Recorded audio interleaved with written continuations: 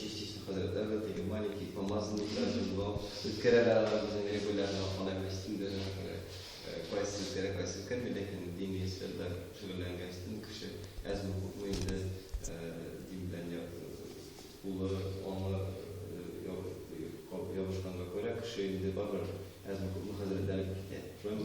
Hemen de biz sözümüzne geçen hanım Gülşire Tutaş İman Kulu'na geliyoruz. Rahmetli Gülşire Tutaş. Rahmet. Hayırlı iş baramızda da bugünkü yılımızın sebebi bizim de kuttan aşıkladık. O Muhammed Sadık İman Kulu'nun doğuna İspanyol Kulu'na bağışlanan Fenli Ramali Konferansı yapıldı. Biz bunu işleyen olsa da lakin benim birinci özümü çalışmaya başlamak için pek zor rahmetine gelsin ki sizde. Çünkü bugünkü günde Muhammed Sadık İman Kulu doğunda işitişler bir az. İşitseler de onlar ana ismin bölü derecesindekine onun tanımına məlumatlar pek saklanıp olmagan. Lakin ko'pchilik ma'lumotni men aytaman o'zi bizlar saqlagan bizni oilada deb chunki ko'p yillar davomida mana endi hozir 6-yil biz ish bo'yicha shug'ullanamiz. Ya'ni u ishni ko'proq aytayim jiddiyatlab borsa da men o'zim yozdim. Endi mening ismim yozildi. Eng birinchi odamlarim meni 11-sinfda o'qishga boshlagan edi.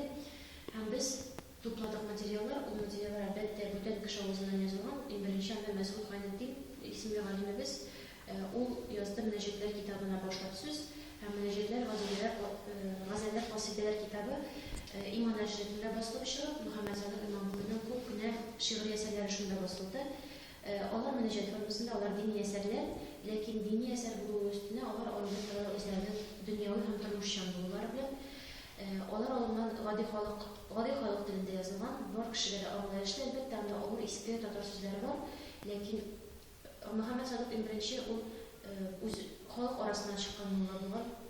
Onun turuvi da, turmushi bilan da u yong'a bistada, ya'ni elektron o'rnashib kelgan bizning saqlangan notalar yashagan birdan-bir bistada bo'lgan. Bugungi kunda qisqanish yong'a bistaning tarixiy holati u bit o'yanish hali. Onun unda bo'lgan masjidi eski tosh masjidi deb atalgan. Bugungi kunda da ishlab keladi. Ham shu masjid mahallasida u o'zine yurt sotib olgan. Әлеге йорт, ике этажлы йорт була, ул йортта яшиләр, аның гаиләсе, һәм Мөхәммәд Садык Иман Кулы үзе булмаган заманнарда иде, ул 8 елга кысканыч төрмәдә вафат булып кала, репрессияләнгән шагыйрь буларак, аны озаталар этап белән баралар һәм шул этапларның берсендә авырып ул үлеп кала. Красновишерский шәһәрендә аның сакланган Мурат Еши каберлеге, ләкин аның өстенә инде bugün gündə minanın özünü tügəl bilməyim, lakin şuraya metələr qağaz kombinatı salınan həmanın qəbirliği bugün gündə yox. Şuna görə şu ölgəndən sonra əligi yurtda Yağma Bistədə yaşayan ailəsi, yəni mənim dövlətiyim, mənim ətiyim şunda doğan, o ailəsi bilen yaşayıb. Əyidikçi qatında Muhammed Sadık İman Kulu'nun onda kitabxanası, həm özünün kabineti bulğan əligi bölmələrdə indi kvartirantlar özlərinə bölmə olub durğanlar. Həm şu kitapxanaga to'xtalib ketasimdagilar kitapxonaning hali bugungi kunda belgisiz onlayn kitaplar bo'lgan. Muhammed Sadık İman Kulu endi ko'p yillarga shaharlarga yo'llangandan onun buddan ilm olimlarining din ahllarining kitaplarida bo'lganlar.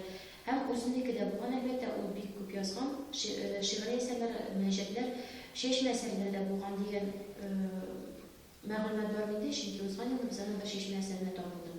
Şu kitapxonadagi kitaplarning holati bugungi kunda belgisiz. Onu Sovet şurunda g'olimlar o'zlariga kerak bo'lgan va o'ylanishga kerak bo'lganga ko'ra balki olganlar, qaysidir milliy kitapxonada saqlangan degan fikrlarda bor, lekin ularning hali ismini tushunganim yo'q. Shu ishlarning yetakchisi bizning Filologiya ham san'at institutining Tatar adabiyoti kafedrasi professori Farid Zakijon Ulug'ayev biz onun bilan izlanishlar olib boramiz.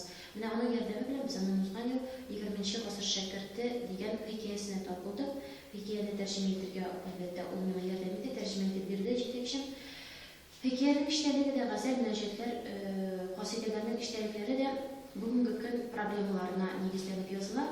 Bugungi kunda da aktual bo'lgan problemalarni ko'z oldida yoshlarning dinga munosabati, yoshlarning umuman ilda bo'lgan siyosiy voqealarga munosabati, o'zaro munosabatlari to'g'risida 20-asr shakirti hikoyasiga to'xtalib kelib, ne uchun deganda, unda 20-asrda revolyusion yo'nalishda ish olib borgan yoshlar to'g'risida so'z bor. Ular o'zlari үз фикерләр белдерергә тырышалар, ләкин ул фикерләр ялгыш була. Шушы әсәрнең герое ялгыш юлга кереп китеп, әфьюнда куллана. Мин рус мәдрәсәсендә генә үз-үземне таба алам һәм шулай гына мин үземне күрсәтә алам дип, ул үзенең диненнән тайпыла. Ул авылда калган мулла әтисенә дә игътибар итми, хәтта абыйсы аның мулла булып җитлегә аңа да игътибар итми. Шулай итеп үз тормышын дәвам итә һәм кызганыч шундый начар компанияга килепләгә бер кызга гашыйк була, ләкин бу кыз курсистка дип бирә инде ул Мөхәммәд Садыйковның кылыгына. Ул шәһәрдән шәһәргә исемен алыштырып күчеп йөри торган Елизавета исемле кыз була һәм ул үзен татар исеме белән дә күрсәтә, аннан соң рус исеме белән әйтә. Ахыр чиктә алар бергәләшеп, аларның акчалары бетә, студент вакытта яшәргә акчалары бетә һәм авылга алып кайта алмый егет, чөнки әти-әнисенең ризалыгы юк аңа мондый тормышка. Шуңа күрә алар кибет басырга булалар һәм алар кибетне басып алалар, акча булаларның кулларында күп кенә суммада. Икенче көн иртәгә торганга бу кыз инде шушы акчалары белән бүтән шәһәргә киткән, ләкин ул язып калдыра. Син шәкерт ялгыштың, син мөселман, үз динеңне танырга тиеш. Син ялгыш юлда барасың, ләкин сиңа тәүбәгә килергә беркайчан да соң түгел. Мин сине дөрестән дә хөрмәт иттем, яраттым һәм син миңа бик күп әйберләрне өйрәттең. Мин дә сиңа шул киңәшемне бирәм ди, шуңа күрә мин синең тормышыңнан югалам дип, ул шушы акчалар белән китә. Бер караганда бу яхшыга, әмма шушыннан соң шушы шәкертне утырталар төрмәгә һәм аның тормышы аяныча рәвештә тәмамлана. Ул үз-үзенә кул сала төрмәдә һәм хат язып калдыра абысына, авылга җибәрергә. Ул үзенә бәхилләүләрен сорый, соңгы юлга киткәндә, соңгы көннәрендә һәм үзенең ялгышканлыгын әйтә. Менә шушы бер хатта, шушы шәкертнең монологы аша Мөхәммәд Садыйков Иманколый үзенең тормышка 20нче гасырга һәм анда барган илдәге вакыйгаларга карата мөнәсәбәтен белдерә. Күпчелек очракта Мөхәммәд Садыйков Иманколый дөрестән дә үз фикерен әйтергә курыкмаган дигән без шундый фикергә таба булабыз. Аның илдә менә шушы 1900 елларда, ягъни 20нче гасырда су басуларны сурәтләү Казан шәһәрендәге халыкның авыр тормышын, мәдрәсә тормышын сурәтләү, шәкертләрне, аларның укытучыларын, әти-әнигә карата балаларның мөнәсәбәтен һәм менә шушы 20нче гасыр шәкерте дигән хикәясендә билгеле революцион хәрәкәткә карата булган үз фикерләрен белдерә. Һәм Мөхәммәд Садыйков Иманколыйның дини эшчәнлеге турында да без беләбез, ул мулла булган, мөхтәсиб, менә яңа бистәдәге Иске Таш мәчете булган аның карамагында. Шушы мәчет бинасы бүгенге көндә дә исән, ул эшләп килә һәм безнең төп ниятебез бу елның узган уку елында, 2011-12 уку елында дип исәплим дини студент буларак, шул елда без башлап җибәрдек, проект эше төздек һәм бу проектны работа мэр стипендиясенә лаек дип табылды. Мэр тарафыннан проект эше нәрсәдән гыйбарәт? Без монда керттек шушы мәчетне, мәчет мәхәлләсендә мәдрәсә булдыруны һәм музей, Мөхәммәд Садыйков Иманколыйның музей йортын булдыруны күздә тоттык һәм шушы барысы шушы мәчет ишек алдында дип белә. Чөнки ул йорт инде хәзер юк, ул йорт урынында бер нәрсә дә юк, ул йортны бар дип бетергәннәр. Ул фотографиялар буенча бик матур 2 катлы йорт булган һәм шул йортны торгызып, музей йорт торгызып, шул мәчет мәхәлләсендә эшләп китсә һәм шушы музей комплексын без яңа татар бистәсе дип атадык.